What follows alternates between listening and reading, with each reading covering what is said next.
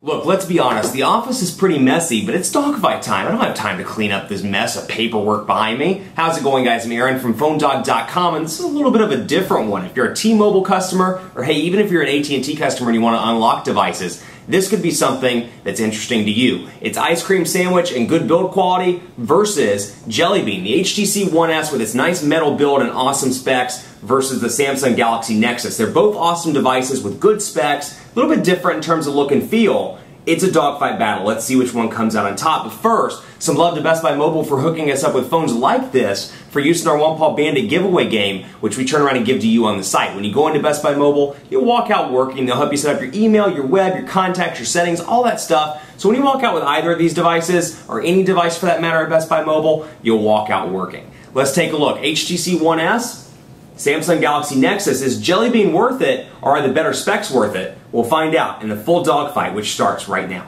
Two devices, one of which is unlocked, but both available theoretically on T-Mobile. Here's the HTC One S. It's available now from T-Mobile. It's one of HTC's flagship One devices that was announced in February at Mobile World Congress in Barcelona. It's arguably actually, I shouldn't say arguably, in my opinion, it's my favorite One device outside of the Evo 4G LTE. Love the design. Wish it had an HD display, but otherwise the design is perfect. It's a nice size. It's 4.3 inches. Love it or hate it. We all have our typical mobile preferences, but it's my favorite out of the One series, the original series that was announced in February. Then you have the Samsung Galaxy Nexus over here. Now this is the unlocked version. You can get it from Google Play for $349. And the benefit here, the specs may be a little bit outdated when it comes to mobile technology in August, or at least almost September now, but it's got decent specs, and better yet, it's got Android 4.1, also known as Jelly Bean. So the very latest version of Android pre-installed on this. You can get it from Google Play for $349. Unfortunately, you can't get it from T-Mobile, so you can't get a subsidized price on it. That said,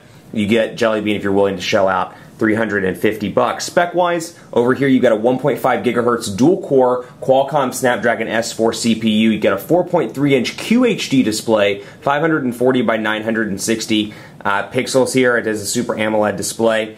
And then you got an 8-megapixel camera on the back with 1080p HD video recording. It's got HTC's Image Sense technology, so you can take burst mode pictures and more, which we'll talk about in part 2 of the dogfight. Then you have a 1,650 milliamp hour non-removable battery back here, a front-facing camera. You got Android 4.0, also known as Ice Cream Sandwich, with HTC Sense version 4. Beautiful metal design here, unibody at that, and then this comes off to reveal your micro SIM card slot, and then that's about it. I started to say micro SD card slot, but I was like, wait a second, I don't think this one has a micro SD. So many phones in so little time. Like, it's hard to remember those little details. I'm telling you, as a reviewer, it is the so one thing that's hard to remember. Then you have the Samsung Galaxy Nexus over here, 1.2 gigahertz dual-core TI OMAP processor. It's got a 4.65-inch Super AMOLED HD display, a 5-megapixel camera with 1080p HD video recording on the back, a front-facing shooter, a 1,750 milliamp hour battery in the GSM unlocked version, and then of course Android 4.1, a stock version also known as Jelly Bean. So Ice Cream Sandwich here, Jelly Bean here, better software, I shouldn't say better, but newer software over here, better specs all around over on the One S. Which one's going to win? It's dogfight time. Woof! That's not really how a dog would woof, that was really too optimistic. But anyway, 4.3-inch display, 4.65-inch display, a little bit larger over here. You'll also notice the different buttons. You've got on-screen buttons here on the Galaxy Nexus. You've got back, home, and then recent applications, which click here to access. Super easy, minus the voice crack, super easy. And then over here, back, home, and recent applications. Now, you're going to notice HTC's recent applications, a little bit of a different implementation as a result of Sense 4 being pre-installed, as opposed to a stock version of Ice Cream Sandwich or a stock version of Gingerbread. But let's walk through the specs here, and I'll walk through the different user interface changes. First of all, unlocked device over here means you're going to get no carrier installed applications. You do get Google Wallet, you get Play Magazines, which is a new thing with Jelly Bean, and is rolling out backwards, or backwards compatible, I should say, with the Google Play Store on other devices. So when you go into Play Store, for example, if it's been updated properly, you go in here and you'll see the option to download magazines as well. Once we get into Google Play, you can see it's there with apps, music, magazines, books, and movies, and TV. So over here, 5 home screens out of the gate. Very stock. Obviously it is stock, so stock look and feel over here. And then you got this over here, very similar in terms of the dock. You've got the menu button in the middle, or applications button rather. You've got shortcuts on both sides, and they're customizable. So let's say you want Gmail down there, for example. Maybe you want to bundle Gmail and the internet together. You can do that and have a separate folder.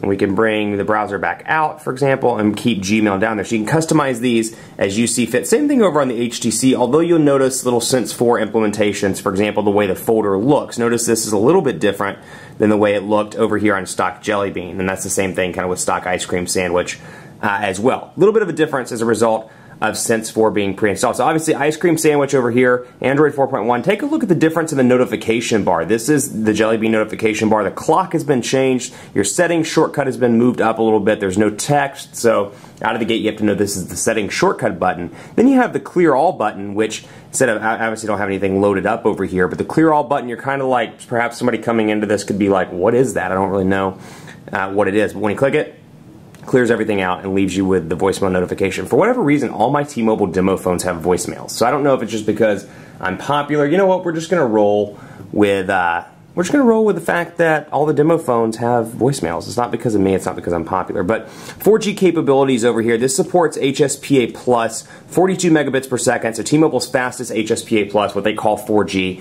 This supports HSPA plus as well. Over on T-Mobile, though, it's a reduced speed, so keep that in mind, as evident by the H sign up there at the top. So we'll take a look at the settings here so you can see some differences over here. Very minor in terms of looks. You've got your wireless and network, you've got device stuff or personal over here, you've got phone, and then you've got accounts. Now take a look at accounts because this is really the biggest difference over in setting, just kind of comparing software to software. You'll notice accounts and sync is an option over here, but you have to physically click to see Here on Baker, which is my test Google account, whereas over here, accounts, it automatically shows up with Google as Here on Baker. It shows my maps and latitude, my search, my location, and then Google+. So little differences like that. Also want to point out the lock screens, how they look. You can see here differences. And then Jelly Bean gives you the option to go to the camera, Google Now, which we'll talk about, and then your unlock area by swiping over. And then over here, lift the ring up. Actually, lift the ring up and then don't let the screen go dark. Lift it up and you're good to go. 7 home screens over here on the T-Mobile HTC One S. And HTC does a tremendously good job with allowing you to personalize the device. But out of the gate, you do get some T-Mobile stuff pre-installed since it is a carrier-branded device. You get 411 and more out of the gate. Game Base. You get mobile hotspot, more from me. You get the Google Plus integration, obviously, which is part of Ice Cream Sandwich. But you get a lot of T-Mobile stuff. T-Mobile Mall, T-Mobile My Account, T-Mobile Name ID, T-Mobile TV, visual voicemail, Where's My Water, so if you want to play that Disney game. What I do like is the search, Play Store, and menu buttons all staying static up here in the top right-hand corner regardless of which screen you're actually on. Now, another thing you'll notice is when you go in the menu, you have the apps and widget shortcuts up top so you can easily scroll between your widgets. This kind of goes back to the old style of Android just because it doesn't have widgets up in the menu. You have to physically press and hold on the home screen to access your widgets. So very much kind of like an older version of Android, Gingerbread or Froyo, in terms of the way that you would add widgets as opposed to them being in the App Store like they are in stock versions of Android. Then you can scroll over, of course, and see apps and shortcuts like that. But you've got a ton of different widget choices here. You've got less on the Galaxy Nexus. There aren't very many stock Google widgets. You can see those here. And they're all customizable, which is something I've always talked about. It's nice to have the customization. I do not have an actual email account set up, so that is not going to work. But I can show you the Gmail one, for example, and how customizable it is. You can change the size if you want to, but it is a dynamic widget, so you can scroll back and forth through it here. Over here, a lot of different widgets to choose from, and then when you go into HTC, for example, you got a couple of different options within that to choose from. So let's just say, calendar, and it shows me which screens won't allow it because it's too big and which screens will allow it. Put it right there. We'll say, yeah, all those calendars, because I want to show you, again, lots of customization. Even with the HTC widgets, I can customize it around, change it how I want it to look, and really make this device my own. And that's something I really like. HTC's always done a great job with personalization. They've done a great job with widgets, and it continues with this, with the agenda over here. So, fantastic look and feel right there. Now over here in the Galaxy Nexus, you do get customizable widgets, but it's a little bit less customizable in terms of, 1, home screens, and then 2, what you can do with actual themes and more. So we'll go into settings, for example, go into personalize, go to skin, and you can see a couple of different skin choices here. You can see HTC, which is what's set right now. You've got aluminum, you've got serene, matte, and that's it, but you can get more through HTC Hub. So we'll go to aluminum, for example, apply it. Gives you a nice different look and feel, and of course you have your wallpapers as well. But really like this ability to change this around. It's nice. And we'll wait for it to load here.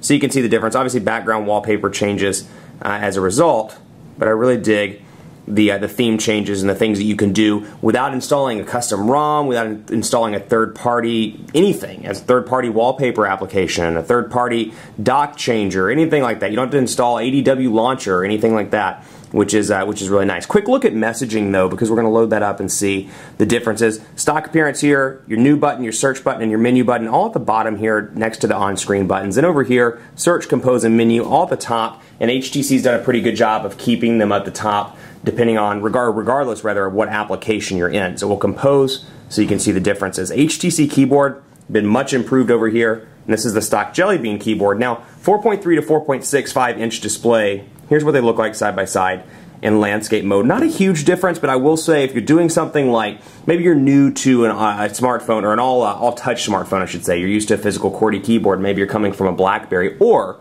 you listen to music on a regular basis, you look at music videos, you watch YouTube. The bigger display here might be a pull for you. That said, I don't really see a huge difference between these two. Honestly, 4.3 and 4.65, pretty similar in terms of the look and feel and overall day-to-day performance. But I'll say, Quick Brown Fox, happy to be awake. Quick and easy to type on. Portrait to landscape transitions are nice and fast. And then over here, again, home, or I mean portrait rather, landscape, and then back to portrait. And I absolutely love this keyboard. It is easy to type on. And that is terrible because I'm misspelling stuff. But fantastic. Autocorrect is quite good on this as well. And you got your menu and your attachment button up there on the top, whereas here you got your attachment button right under your send button. And that's how the HTC One S works.